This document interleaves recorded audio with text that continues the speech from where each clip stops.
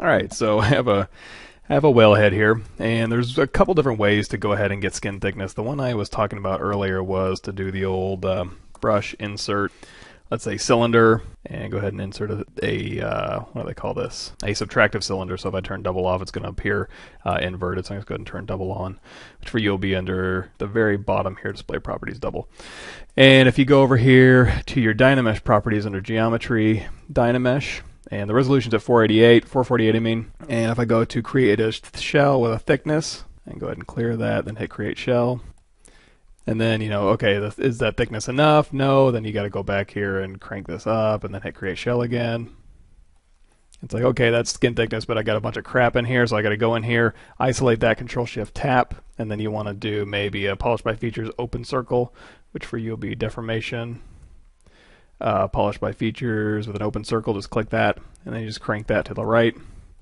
I'll kind of clean up that inside, but it's not my favorite thing to do. I don't like having that little of control. So instead of doing that, I'm going to go ahead and delete that one, and I'm going to take this whale and duplicate it again. So I always have my high res to go back to, and this is my high res, quote unquote. So what I'm going to do with this one actually is go ahead, and we need to give it a base so it'll kind of sit flat. So I'm going to hold down Control Shift, and we'll just do a quick trim curve here, and just go ahead and trim the bottom out. What that's going to do is give me a nice flat base with a filled hole that's a poly group, and then I'm going to have purple up here. So I'm going to go ahead and Control Shift tap that one, Control Shift drag to invert that, and delete hidden. So now with just this showing, what I can do is let's go ahead and go down here to geometry and ZRemesher. I'm just going to keep the defaults and just hit ZRemesh. It's going to ZRemesh it down to a kind of a target polygon count of 5.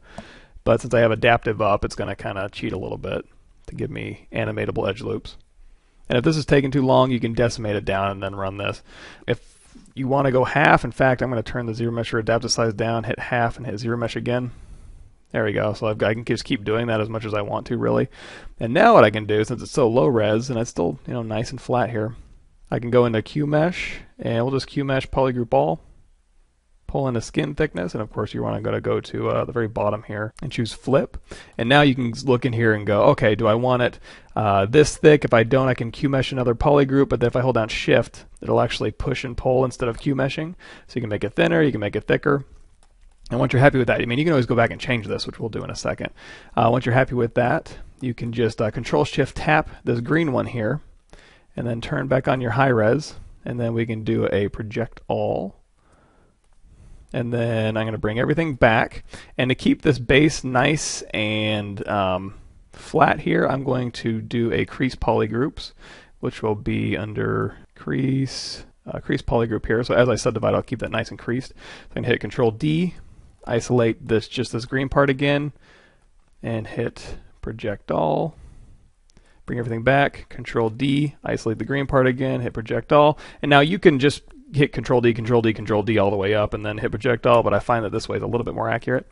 So then Control D, and I'm just stepping up in the subdivision levels, green one, go to project all, and just for the heck of it, we'll go ahead and bring everything back, Control D, isolate the green one again, project all. So now what we'll have, and the reason why I'm isolating the green one is because I don't want to project the inside here. I just want to keep that nice and low res and smooth, and then the outside is just picking up all that detail again. So now I have an object with thickness with the detail projected back on it, so that's ready to go. So instead of doing like a shell thickness with Dynamesh, I can just go ahead and go, okay, this is the resolution I want, yes, everything's cool, so I can go here in Dynamesh. So I can just go ahead and Dynamesh this, and keep the Dynamesh resolution up so you don't lose anything. And so now we're ready to go ahead and start poking complex shapes into this object.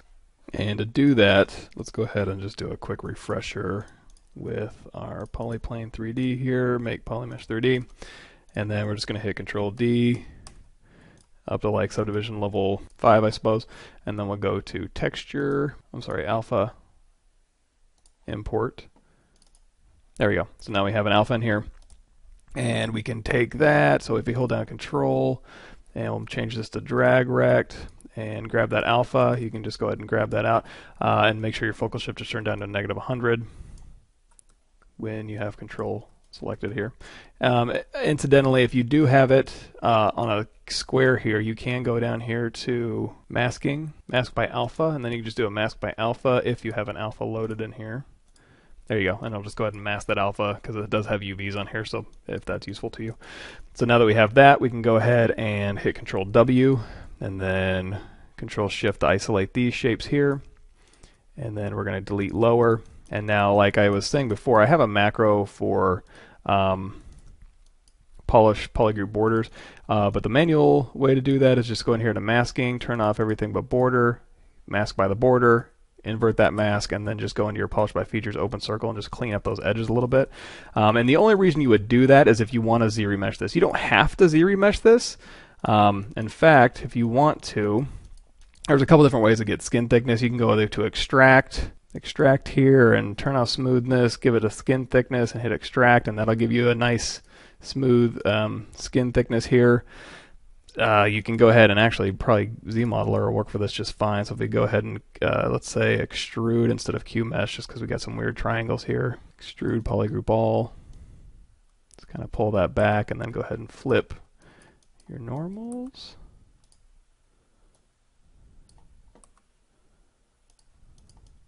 That's weird.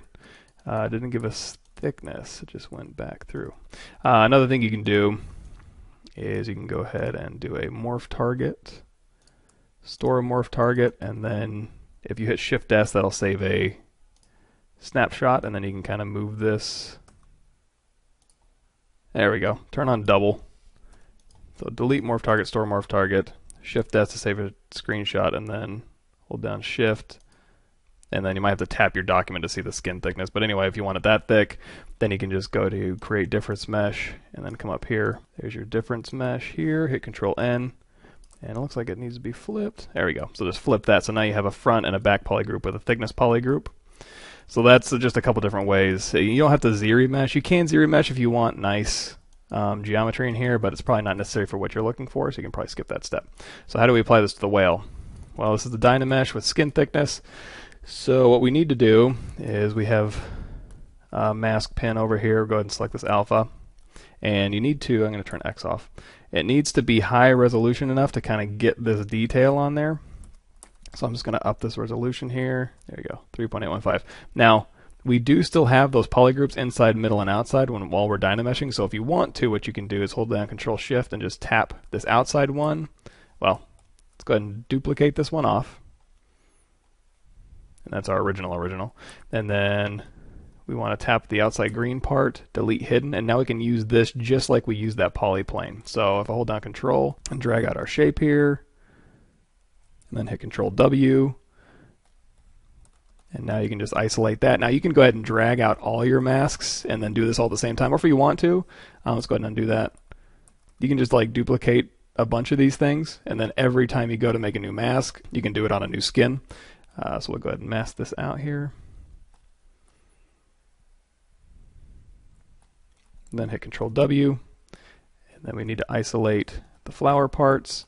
And then we'll go ahead and delete hidden. Now my resolution on that whale was like 2 million. You might want to bump it up to 4 to 6 to kind of get these really skinny parts here. But in this case, I'm just gonna do an auto groups on this thing. And that'll kind of give me a little bit cleaner. I can go through here and pick up the big chunks in here, maybe, because it starts kind of breaking up, and this might do some weird stuff. We'll see how it works.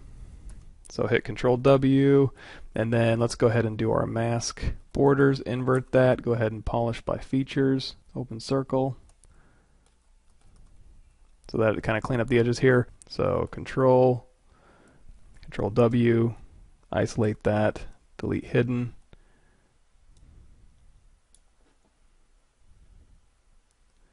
Go ahead and mask that border, invert that mask, polish by features, open circle. Go ahead and do a extrude, flip.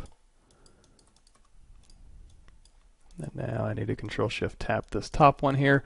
Now instead of this time like doing that weird move thing, I can actually come and look and see where I need to pull from, and I wonder if there's like a balloon inflate or something you can do. Let's try that. So I'm going to go here to deformations, and we'll try inflate balloon. Yeah, that'll work much better. So that'll actually do a surface normal away. Perfect. Bring everything back, and then on the other side, grab this one, and then we'll deflate that balloon. There we go. Bring it in. Oh, this will be much better. Yeah, so now we can do, just play it safe and hit Control W to make this all one polygroup, and Control W to make this all one polygroup. And then I'm going to do a subtractive on this one, merge it down, Dynamesh. Much better. Yeah, so use inflate balloon to kind of push and pull those two sides to get you a straight through kind of cut based on the surface normal of the object here. And you can smooth this out, or again, you can go through and you can do polish by features just on these interior areas.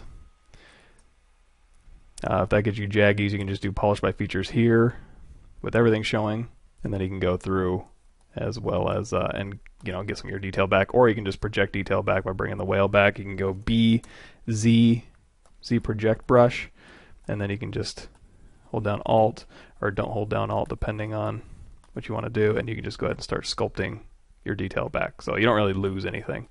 But anyway, hope that helped.